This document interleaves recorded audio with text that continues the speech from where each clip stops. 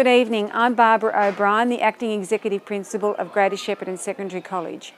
I would like to acknowledge the traditional owners, the Bangarang and Yorta Yorta people of the lands on which we meet this evening, and pay my respects to their elders past, present and emerging. I would like to extend a very warm welcome to our VCE, VCAL students and their families. This evening's information session is to help parents and students gain a better understanding of the requirements of VCE and provide you with some tips about being organised and staying healthy and well throughout the year. I encourage you to continually seek help from your teachers, maintain a study plan that works well for you and exercise regularly. I would like to quote Dr. Michael Carr-Gregg's 8 ways to manage your Year 12 stress. Number 1, sleep is your best friend. Number 2, study in 20-minute intervals. Number 3, say it and think it out loud. Number 4, breaks are good, constant distractions are bad. Number 5, feed your brain. Number 6, water your brain. Number 7, exercise is essential. And number 8, stress is okay. And I'd like to remind you all that your ATAR score does not define you, that there are many pathways that you'll be able to choose from. Best wishes for the Year 12 ahead. Thank you. Good evening. I would like to introduce our senior leadership team. We have Barbara O'Brien, our Acting Executive Principal. We have myself, and I'm the Associate Principal of Teaching and Learning. We have Mr. Ian Goldrick, Assistant Principal of Teaching and Learning, located at the Maguire campus. We have Mrs. Kirsten Tauzer, Assistant Principal of Teaching and Learning, who is located at the Wanganui campus. We have Mrs. Ruth O'Brien, the VCAL leader, and she's located at the Wanganui campus. We have Miss Felicity Cummins, VCE leader at the Wanganui campus. We have Catherine Keane, VCE leader at Maguire campus, and we have Graeme Crosby, College Careers leader, but he's located at the Wanganui campus. Hello, I'm Ruth O'Brien. I'm the VCAL and VET coordinator at the Greater Shepparton Secondary College.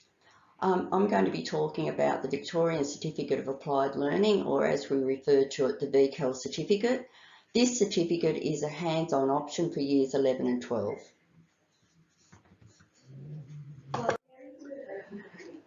It's a senior secondary school qualification. It's a recognised qualification. It's recognised by TAFE institutes and employers. Its purpose is to develop pathways to work, apprenticeships or traineeships and further training. There are 5 curriculum strands which make up the VCAL certificate. They are the literacy skills, numeracy skills, work-related skills, personal development skills and industry skills. As part of this, students are required to complete work placement, do community projects and volunteering, as well as a lot of other things. There are 3 award levels available to accommodate student needs. They are foundation, intermediate and senior. Students start at the foundation level in year 11. Students are required to successfully complete each of the strands to enable them to gain their certificate. As I said, there's a mixture of classroom, workplace and community-based contexts. I would also like to talk about vocational education and training, which we refer to as VET. VET counts as one subject in a student's program, and it can be studied as part of your VCE or your VCAL studies. At the college, we do offer some VET certificates and others are offered off-site. Students complete a certificate level qualification, for example, Certificate 2 in Community Services or Certificate 2 in Building Construction. There's quite a range of certificate courses that they can do. In the VCAL program, VET meets the industry skills requirements. Scored assessment is available in some VET programs, but students do need to check this if that's what they're after. It provides technical training to increase opportunities for apprenticeships and traineeship employment. Lastly, I'd like to talk about school-based apprenticeships and traineeships. These count as one subject in a student's program as well. And again, they're a recognised certificate on completion, as the student must be enrolled with a registered training organisation. Students complete a certificate level qualification, the same as in VET, like a Cert 2 in Community Services or Cert 2 in Building and Construction. The difference is that they are in part-time paid employment, and therefore they do need to have a host workplace. Typically, students are at the workplace one day and at school for 4 days. Good evening, everyone. My name's Graeme Crosby, as has been introduced already. I'm the college career leader, and later on I will introduce to you the rest of the college careers team. So it's an interesting time for Year 12 students. Up until this point in time, many of the decisions that they've made about the next year have been pretty straightforward ones. They have involved, okay, what subjects will I study? Maybe what course I will do within my study. But they've all been pretty safe because they've stayed within the system in order to be able to do that, and there's been a lot of support to be able to help them make those changes if they didn't feel that they were making the right choice. So this year will be quite different, and I guess it will be quite daunting for both students and parents. Ultimately, a student will need to make a decision about what will they do, what will it take to get there, what kind of support they might need, and who can help them with that. Typically, the options available to a graduating Year 12 student will be further study. That could be university or TAFE, or it could be through some private training organisations. It could be employment in various formats, apprenticeship, traineeship, or just full-time work, or a gap year. And in this context, a gap year is a year where they are doing something different than their longer term plan. So it might be that they take up some 12 months employment through a traineeship for that gap year, and then in 2023 move on to employment in another area. It's difficult to be able to project yourself further down the years and what you might want to do at that time. And as a 17 or an 18-year-old, you can only know what experiences you've been exposed to. And usually those experiences we get through family or friends or things that we've seen, perhaps through school or other places. So it's difficult to be able to know what they might want to do. And I think it's important to understand it's okay not to know, but that it's not okay to do nothing about it. And this really is about making sure they understand the steps that can be taken, what might help them be able to make the decisions they need to be able to make. So if further study is in fact an option, one of the kinds of further study would involve university and some TAFE and private institutions. Now, for all of the university courses and for some TAFE and private institutions, students can apply through the Tertiary Admissions Centre, which is like an organisation that acts as an intermediary between the institutions and the student. They gather the information about the courses and they present it in a way that the students can make decisions and then apply. Now, for the majority of those university courses, they actually have a requirement that is specific to VCE students rather than VCAL. It might be studying a particular VCE subject, or it might be having an ATAR, or it might be having a study score. Now, that won't be relevant to a VCAL student. There will be some courses in VTAC which are applicable to VCAL qualifications. and most of those will be with TAFE or private training organisations. However, in all of the courses that are promoted and available through VTAC, it's only a smaller percentage that are available with a student who has VCAL qualifications. For your interest, VTAC happens in term 3, and VCAL students who are interested in knowing about what is offered on VTAC should really deal directly with myself for Wanganui students, or on the Maguire campus deal directly with Susan Barr, and we'll be able to step them through about whether a VTAC application is appropriate and what steps might be needed.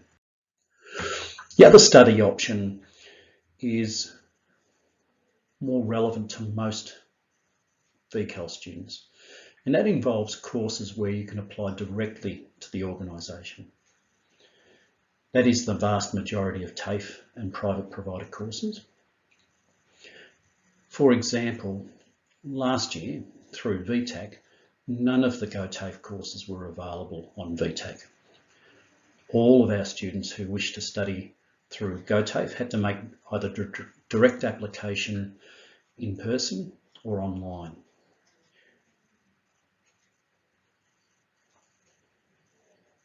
While TAFE and many of the private providers won't require a particular ATAR, and of course ATARs are only relevant to VCE students, most courses will have some component of testing in order for them to determine what the entry point is for the student, whether they will be able to go straight into a diploma course or whether it might be a Certificate 3 or a Certificate 4 course. These are usually literacy and numeracy tests, and they administer those tests themselves. So your application process with those organisations usually involves a test of some kind. Many of the TAFE courses are in fact free, particularly in areas of skill shortages. The TAFE themselves will be able to help identify which courses are free and which aren't. Students are only able to access one free TAFE course. So sometimes they may need to be a bit judicious about how they do that. They might need to think, if I'd like to do a Certificate 3 course and then go into the diploma in that particular course, maybe having the diploma as my free course might be beneficial financially for me, and having to pay for the Certificate 3 course, which runs for a less period of time and will be cheaper, is a better option. TAFE will be able to help you with that, or we can provide some advice with it too. For the majority of VCAL students, they're more focused on employment after secondary school. I think it's really important that students understand that you shouldn't wait until the end of the year to actually do something about it. This should be a journey that they're on already. Building your resume.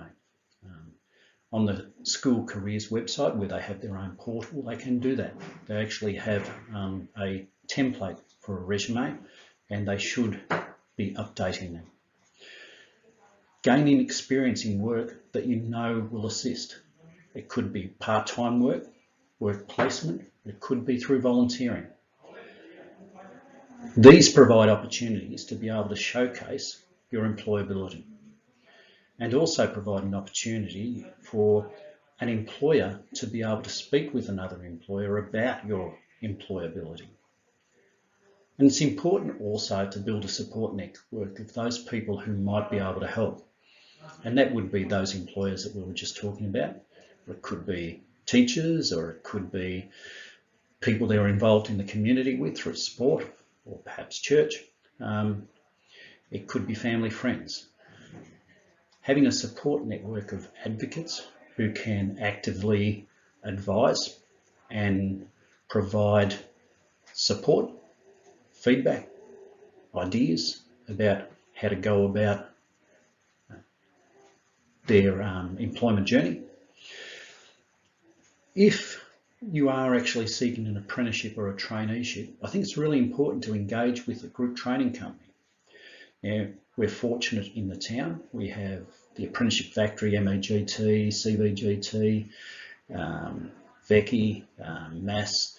We've got a range of different organisations. You might not be familiar with what a group training company does, but so I'll briefly explain it.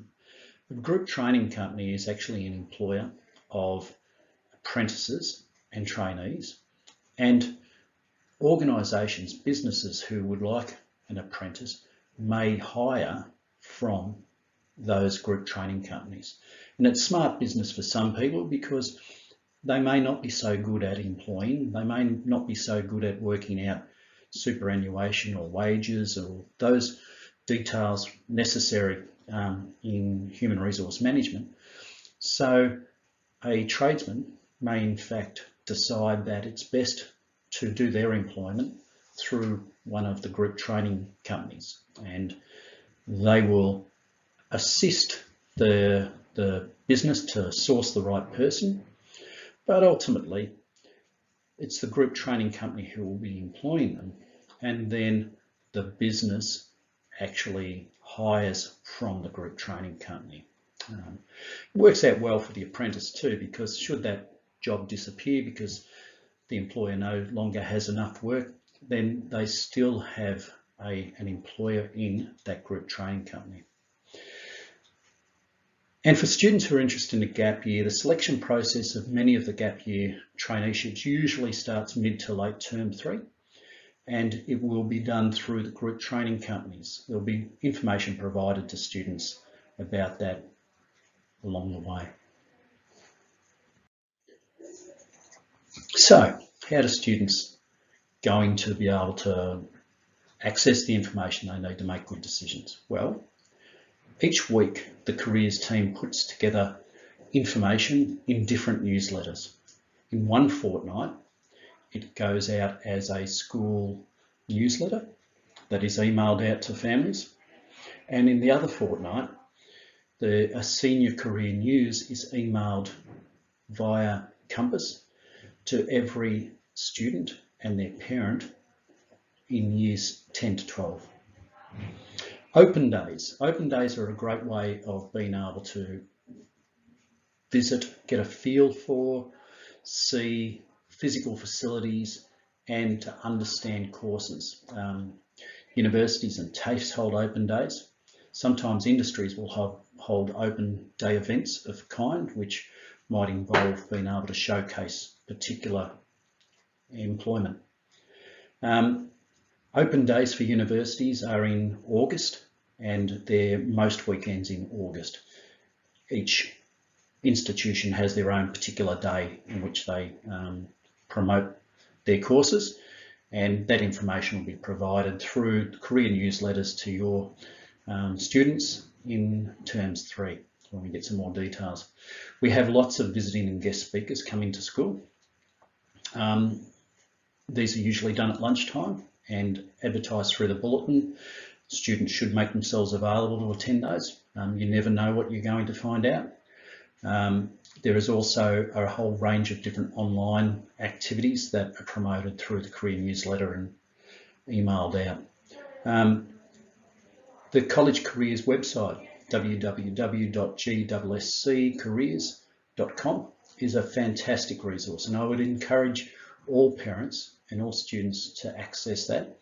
There's search engines for occupations, for scholarships. There is all of the resources for accessing recruitment information for the emergency services and other organisations. It's a first point of call for many of the important connections with employers and with training. The other part of that website is that every student has their own account on that website, which they can access. It's a secure account, and within that they can use a template that is very straightforward to produce resumes. There is a capacity to be able to do application letters on that. But most importantly, I think, is there's a whole range of tools there that students can use to help them understand their own interests and what kind of connections that might make into future occupations. We have a public college careers Facebook page, and we also have private groups on Teams and Facebook for Year 12s on both campuses. They're not open to the public, they're only open to students, and we as staff communicate directly to students new opportunities that might pop up there. And of course, one of the great resources available are our campus career staff, and we're very fortunate that we've got an experienced team across both campuses, and I'll introduce you to them. So myself, I'm Graeme Crosby, I lead the team across all the campuses. Ruth O'Brien is based with me here at Wanganui, and she happens to be the VCAL and the VET leader, but she's a qualified career practitioner and also supports students with their pathways. Susan Barr is based at Maguire. Susan joined us last year from Notre Dame. She is an experienced career practitioner and she's doing a wonderful job at Maguire campus. So students at Maguire campus will be familiar with her and should continue to use her as a great resource. Mary Ann Linehan will be familiar to many of you, a very experienced careers practitioner. She is managing our school partnerships, which is a key part to what we offer our school community, making connections with employers and with training organisations and providing new opportunities. Many of you will be familiar with Mary Ann, and she works across all campuses and provides career pathway support. Tash Boyko is based at our Mooroopna campus and she provides support across the other campuses where necessary. And Simone Masters. Simone is our Inclusive Industry Engagement Coordinator, a new position that came to the college last year, and she works with a cohort of students who have higher needs, and she will be a person that's very familiar to some of our families. Thank you. Good evening. My name is Kirsten Tauzer and I'm one of the assistant principals at the Wanganui campus. I wanted to close this evening's presentation with a note about the supports that we have available across the college. Often the first port of call for a student, their family or their carer might be the learning mentor or the house leader.